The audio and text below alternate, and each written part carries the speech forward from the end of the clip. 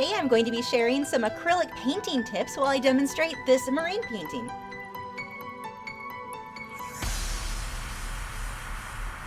Apparently, I am obsessed with painting the Aquashella logo. Here was the first painting I painted several months ago for this event. Aquashella is an aquarium festival. The next one is going to be in Chicago the weekend of September 29th, 2019. I will be there. You should definitely come visit. This event is for fresh and saltwater. There's also a lot of artists there. It's just such a fun time. I will put a card that pops up that talks about my experience there last time, so if you want to check out that video. Anyway, this is the logo for that. Well, George asked me to paint a couple of other paintings for him. The one that I'm going to be working on today is for his mom, for a graduation gift, for his graduation, for her, I guess, for putting up with him, or I don't know. I don't know how that all worked out, but he recently graduated college with his clownfish. Hilarious video. You definitely want to watch that. He is a YouTuber here who has an aquarium channel that is so much fun. I'll have a link to that in the video description. If you are supporters over on Patreon, make sure to head over where I've got over 3 hours of footage for this lesson if you did want to follow along and see things in a much slower speed than what you're going to see here today. If you are unfamiliar with Patreon, for as little as $4 a month, you get access to all of my longer 1 to sometimes 3 hour tutorials. I've got over 150 that you can start watching immediately when you sign up.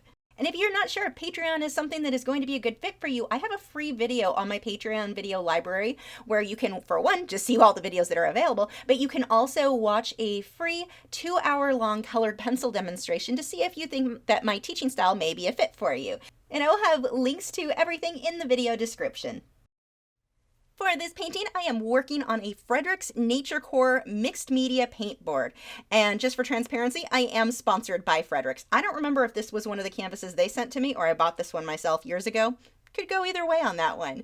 So this portion of the painting was on the live stream, so you can watch this in real time if you want. But essentially, this is all going to be a layering process. So I started with a base layer for the background, and then I airbrushed my pattern. I want it to look a bit worn, so I'm very careful when I airbrush like that, not to have even coverage of the airbrush paint. And that gives me this really aged looking wallpaper for the background. And then of course, the wood shelf that I'm painting on there. For the next part, I'm going to start painting the frame. Now, if I wanted my edges to be perfectly smooth, I would probably take masking tape and tape everything off and make sure everything was, the edges were very, very clean. With this, I am going with a frame that is somewhat aged and damaged, kind of dented, so I don't need them to be completely perfect, and I can just freehand these in here. Well, sort of freehand. I am using a ruler to get a semi-straight line there. I'm going to paint that base layer, and I painted it fairly thin. I used a good amount of water so I could still see those lines that I had previously sketched in. Now I'm going to better define all of those. And I've got to create what's almost a faux finish. I need this to look like an aged wood frame. So I'm going to start dotting everything in here. I'm using a combination of black and brown and just kind of dabbing things in. Some of these I'll dab with my fingers. I want to make sure I get variation for this aged look. Coming back through with a lighter version of that background color. So I've taken that color that I mixed for the background of the frame, and then I added additional titanium white to lighten it up. So I'm not using straight white. I don't want it that bright, but I do want to go back and forth and create more shadows and more highlights. And this is going to give me that more three-dimensional look. You want to watch when you're painting that you get your lights light enough and your darks dark enough. That's really what's going to make your work look more realistic and more interesting. Even if you're not going for realism, if you can get that contrast, that's going to make a big difference in your artwork. One of the things that a lot of people think is if they just have everything drawn perfectly or they add more detail, that's going to create a more realistic look. And really, that's not it. I mean, that's an element of creating work that's more realistic, assuming that's your goal. And if you're watching me, I'm guessing that's what your goal is. But that's not all that matters. And it's the same thing, like the color's not that big of a deal. Your values, are your lights light enough, darks dark enough? That will make all the difference in the world on your work. So look, as I go through here, I keep making my darks a bit darker, pulling the lights back up, but there's variation. I've got a mid-range, I've got highlights, I've got shadows. You want to make sure that you have all of that in the work. If you don't, everything ends up coming out very, very flat looking. And this was simple. This took very little time to do. It looks really detailed. It's not. It's just that I've got good contrast between my lights and my darks. So I took masking tape and I'm going to create with the airbrush a shadow right behind the frame. I'm using some brown with a bit of black for that shadow. I've got to do the same thing for under the shelf, but you can't see that because I'm working off camera. I'm a pro. It's what pros do. Or so I've convinced myself. Next, I added masking tape to protect the frame. Now, I could have just painted the water first and then I wouldn't have to protect the frame and then paint the frame over that. I really have no good reason on why I chose to go this way, but it kind of goes to show there is not just one way to do things when it comes to painting or to art. There are 20 different ways to get to pretty much the same end. So for the background water, I'm going to do a couple of layers here, and I'm fading from light to dark, and it's kind of blotchy, not super smooth for that first layer. That's okay. Now here, I know I'm going to go over this with the airbrush, and that's going to smooth a lot of this out, plus the octopus is going to go over it, so additional smoothness will happen there. Or, well, really, it's just going to hide my brush strokes. But I'm adding some ripples for the water, and then using my airbrush. This is the Grex airbrush that I'm using here. That is a 0.3 needle. Get some rays of light, let that dry, and then remove the tape. Now I'm going to airbrush around the edges because I feel like being as bright as they were, my attention was just being drawn off the canvas. So I went ahead and just gave it a little bit of that reddish tint and toned it down some. Next, on to the clarinet. So I've drawn everything out. That was done with a white charcoal pencil. And that's the General's white charcoal. I have two methods that I use to get my images like this onto the canvas. Actually, this one may have been the second method. One would be just to use a General's white charcoal pencil and sketch it out. The other is to draw it out first on tracing paper and then use white transfer paper. I like the transfer paper by Low Cornell. That one's my favorite. It's been the most effective for me in combination with the Liquitex Basics paints. And transferred that image onto the canvas. The reason that I like to go with that way the most is it allows me to reposition things as I want. So I can draw out the clarinet and then kind of move it around with the tracing paper to see where it will look best on that shelf before I actually start painting and realize, wow, I really wish I would have moved this up half an inch or whatever. So it gives me a lot more control drawing it onto that tracing paper before I add the image onto the canvas.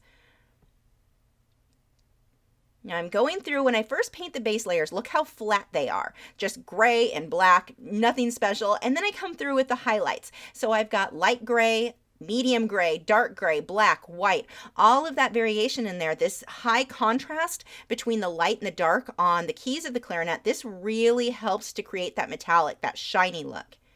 But you want to get high contrast there, which can be scary. I mean, to try to get whites that white up against the blacks that are that dark, that can be very scary, but it really does make it look much more realistic. So my next step was to paint the Aquashella logo.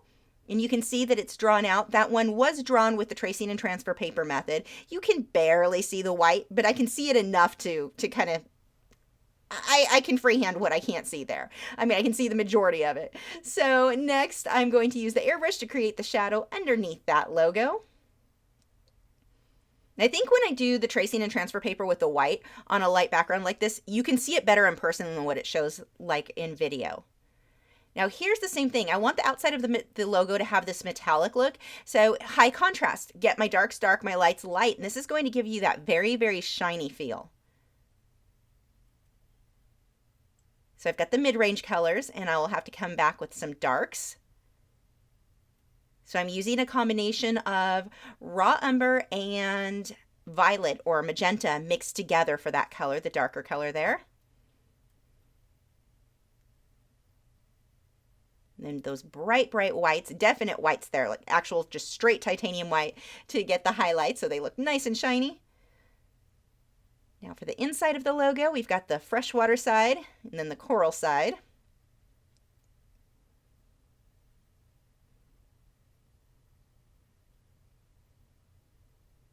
Now on to the octopus. So for this guy, I'm just starting with these dark colors. Now I worked back and forth with him because I really wasn't sure if I wanted more of a reddish color or the orange that I ended up going with, but I just kind of played with it, worked with it back and forth. If I changed my mind on the color, no big deal, just paint over it. There's no rule that says you can't change your mind and go over things. Just layer until it looks how you want it to. And you may do a layer, think, it's okay, but I kind of want to try something else, and that something else looks worse. Don't freak out. Don't feel like you ruined anything. You didn't. You weren't finished yet anyway, so just paint it back the way that it was before. I've seen where people will do that, where they kind of panic that, oh my gosh, I ruined it. It was better before. No, just paint over it. You weren't done. If you've not varnished it, you can paint over it all you want.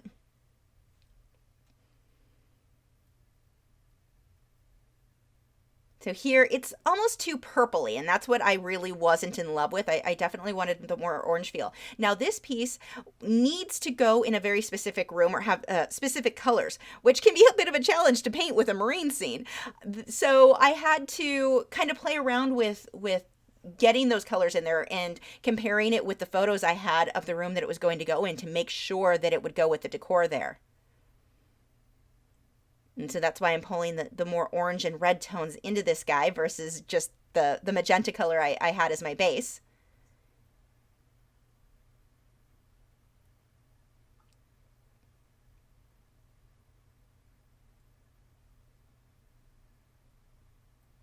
Now I'm going to start with some of the fish. We've got a powder blue tang here.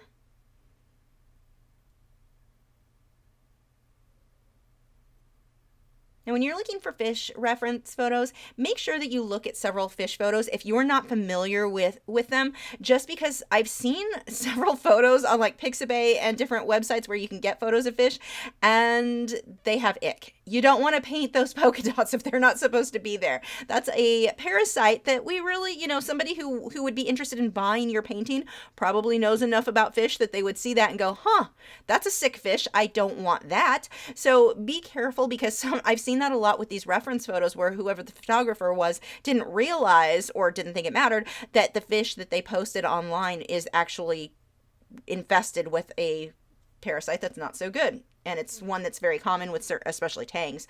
But that is definitely something. Look at several photos just to make sure the photo you found looks the same in other photos and that it's not a photo of that fish that's ill. You definitely wouldn't want to include that in your painting. So then we've got a clown trigger.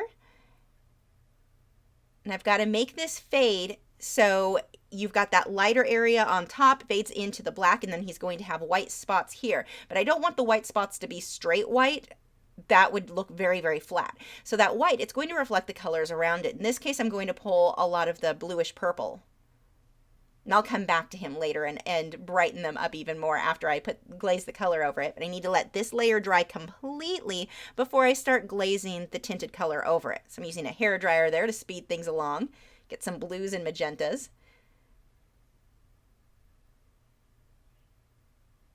And whenever I'm painting, if I've got a reference photo where the fish the whites are really, really white, I will almost always tint that white with purples and blues.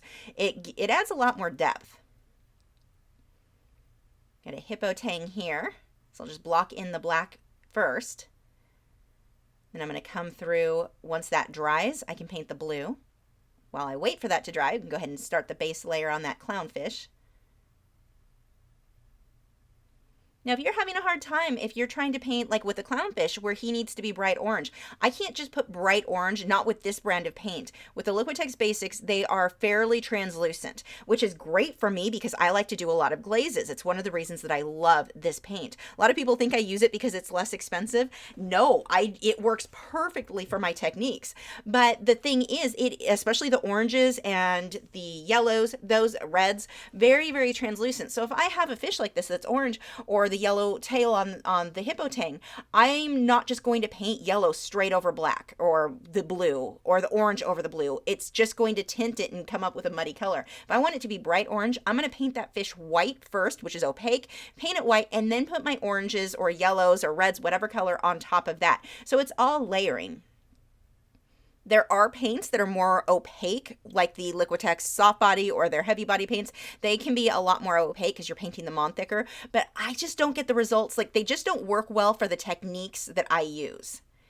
Now for this little cleaner shrimp, I thought I was about done with this piece. I really thought that this was about as far as I was going to go. And I finished this off and then waited a day, came back, and it just wasn't sitting right with me. I knew this painting was missing something. It just felt kind of like a desert but not a pretty desert. I don't know. It was definitely missing something. And so I left it alone. And then the next day I took a photo of it at this stage, went into Photoshop and played around with different elements that I could add to kind of warm it up, to give it a nicer feel.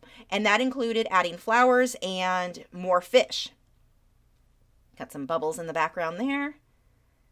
And I have a video, I'll put a link in the description for how to paint bubbles. It goes really slow. That one is in real time, so you'll be able to see really easily how I paint bubbles like this. Very, very simple.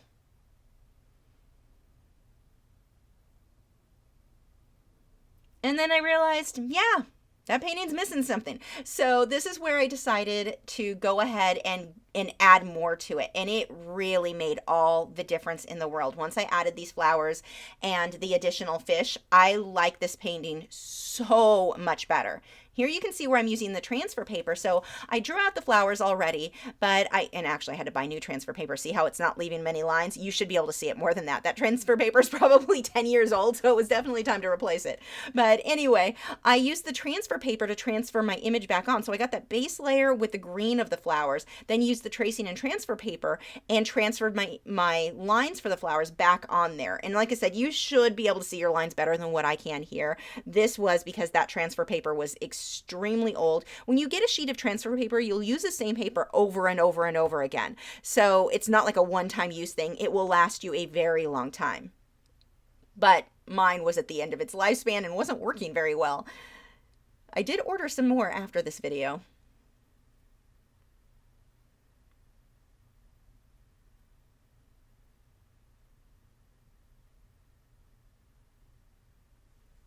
Now, sometimes when I paint flowers, for something like this, I like to paint them starting with the lighter colors and then adding shadows. Here, I wanted to play around with this method or this order of things. I don't know. I can't use words apparently, but I wanted to try getting my shadows in first using that darker green and then adding highlights on top. And it really was a pretty fast way to go.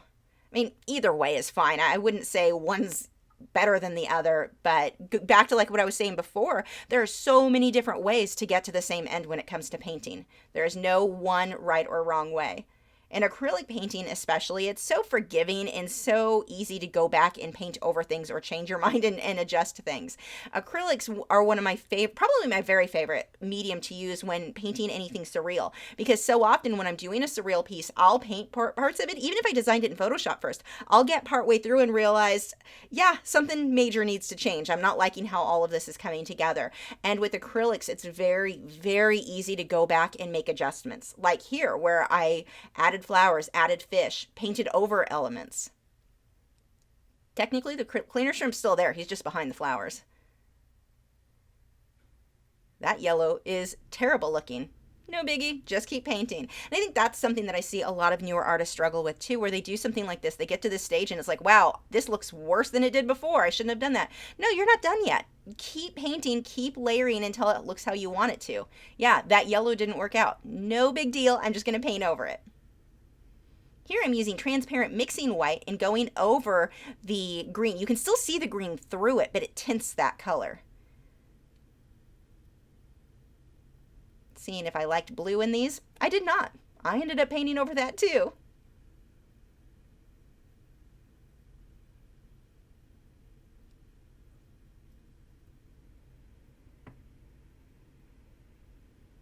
I'm going to start getting some of the details in on the inside here. Now, in order to get this peach color to show up, or this orange that I'm using, I've mixed white in with my orange, and that way it is more opaque and it will stand out against the darker colors behind it. Of course, that means I have peach instead of straight orange, so if I wanted that to be really orange, I would just let that dry and then I can put orange right on top of it, if that was something that I needed. Get some of those highlights in there now.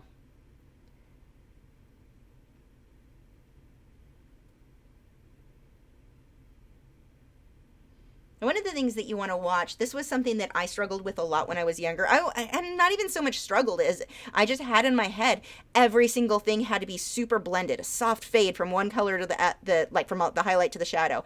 And I ended up over blending things. It was too much. I definitely like the look better now as I've gotten older. I'm much happier with letting some of those brush strokes show. Not every single thing has to be blended.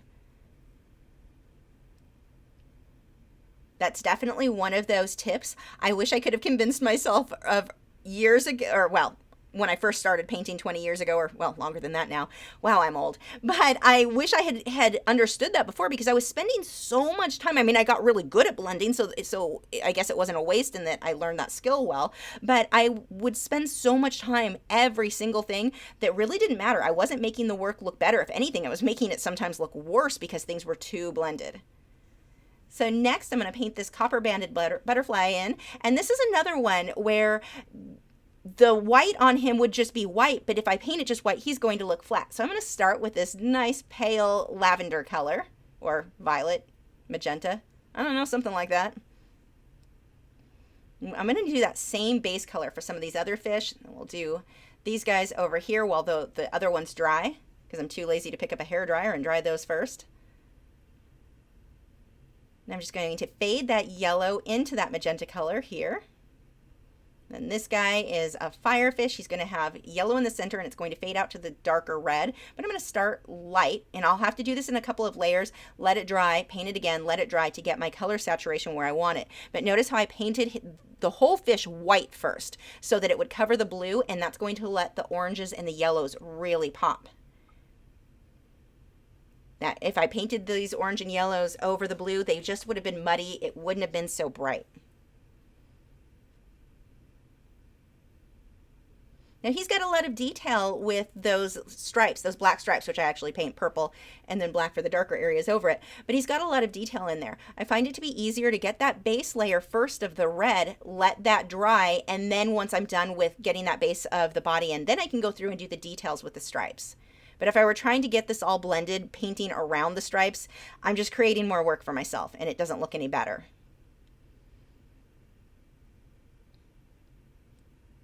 And these areas need to be brighter purple, so I'm going to paint those white first. Let that dry. If I paint purple straight on top of the red, it just looks black. Then I'm going to forget to hit record on the video, and fish is suddenly done.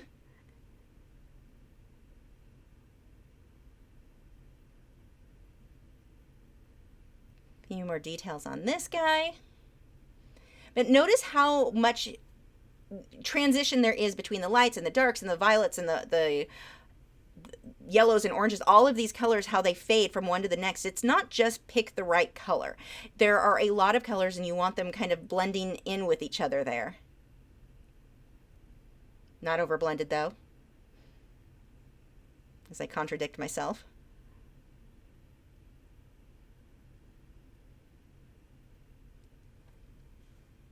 One of the things that I like to do when I paint fish, on the ends of the tail or any of the fins, I will usually do these little white dots so that it looks a little bit shiny, like light is catching there.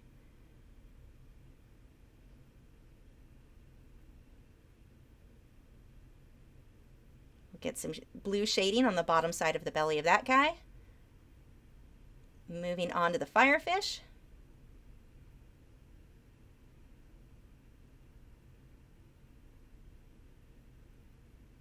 So same thing, they've got a lot of red, so I want to paint white first where the red is going to go.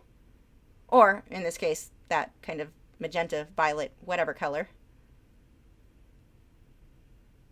I'm all about the technical terms. My firefish posed for this part. I mean, he didn't really pose. I took a photo while he was swimming around. He wouldn't hold still. I tried to get him to. He did not agree with that. Something about being a fish and not having any idea what I was talking about.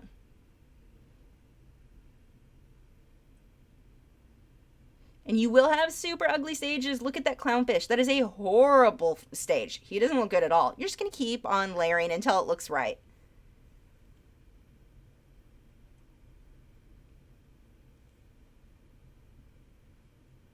I'm just smudging that orange into the magenta color. Then I'll come back through and brighten up with more whites the front half of these guys.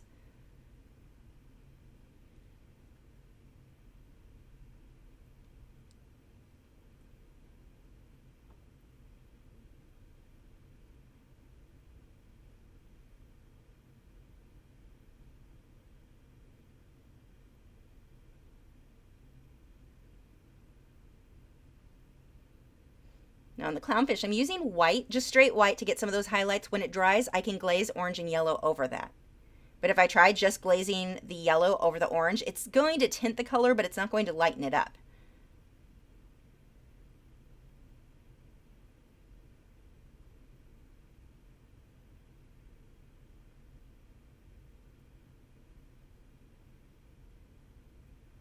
More of that blue on the underside of the belly.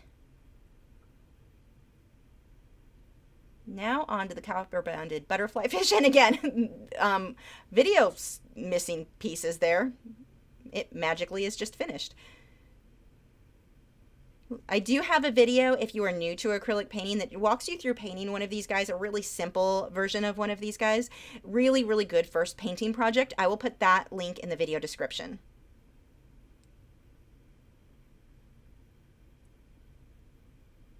I've got the shadow on the belly and then the highlight on the top there.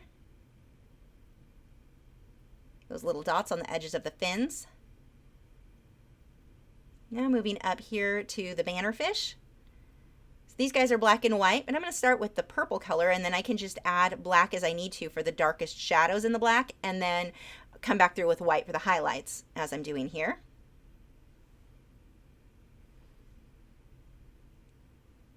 Remember, as you're painting, it is not a paint by number. This isn't a matter of put the right color in the right place. It's a layering process.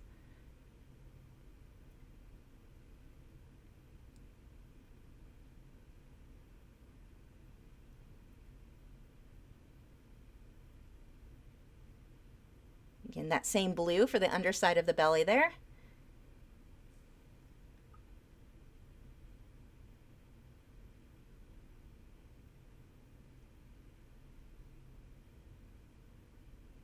And I'm using a lot of this aqua color to underline and just kind of define the fish. It's not because that makes it accurate or more realistic. It actually does the opposite, but it ties everything in together in a way that I just personally like the look of.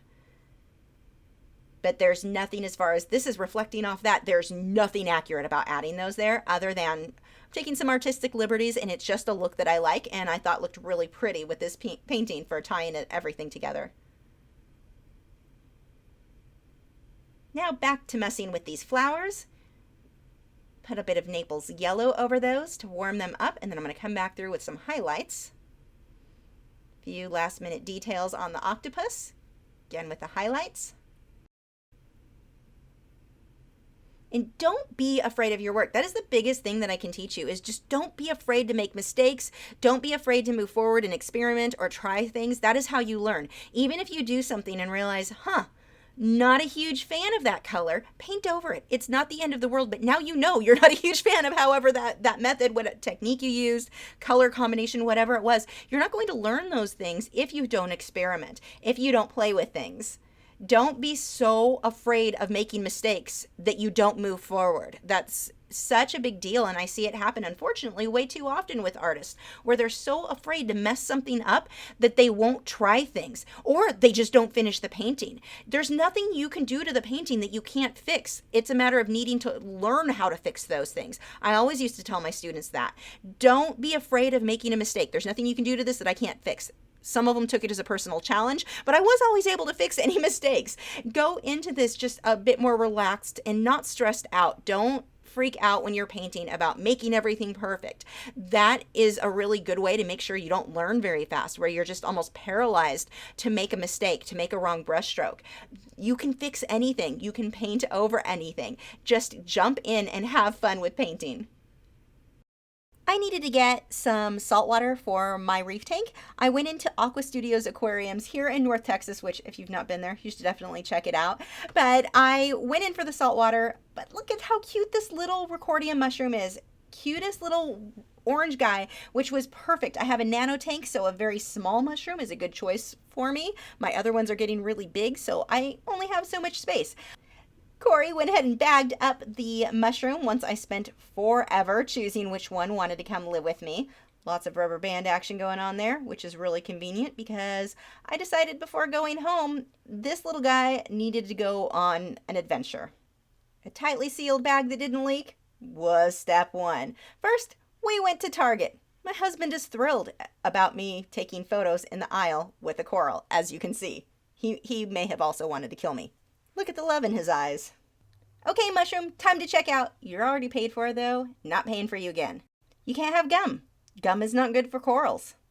Okay, time to go. Next, we are going to dinner. We're going to go to one of my favorite restaurants, Saltgrass, which has an awful lot of construction going on in front of it, like pretty much all of Texas. Welcome to North Texas, Coral. This is what life is like. Not gonna lie, people were actually looking at me really funny filming this. I mean, I have no other commentary other than people thought I was pretty insane. I will feed you mice at home when you get bigger. That shrimp is way too big for you. Here's something fun for you, Coral. Meet Alex. He is usually our waiter when we go to Saltgrass. He also might have tried to steal you. But lucky for you, well, maybe not lucky for you, I don't know. He doesn't have an aquarium. There's nowhere for you to live, so he let you continue to come home with me. You are definitely not 21. You cannot have that wine. You are clearly trying to party a little too hard for a Coral, so time to go home. Here's your new home. This is where you will live, well, until we move. But when we move, I will be getting a bigger fish tank or aquarium, so you'll have a nice larger reef to grow into. Right now, you're the smallest of the Rorquardia, but I'll be providing you some larger space soon. Any of you guys have aquariums at home? Let me know. Do you have fresh or salt? What is your favorite fish? Have you subscribed yet? If not, I have a handy little round button with a goldfish icon on it. If you click on that, that'll help you to keep up to date with all of my new videos. You may also want to click on that bell notification icon because that is more likely to have YouTube actually notify you when a video goes live. I've also got an email newsletter that you can... Wow, that didn't come out clearly at all. Whatever, there's an email newsletter. You can click on it and subscribe. The end.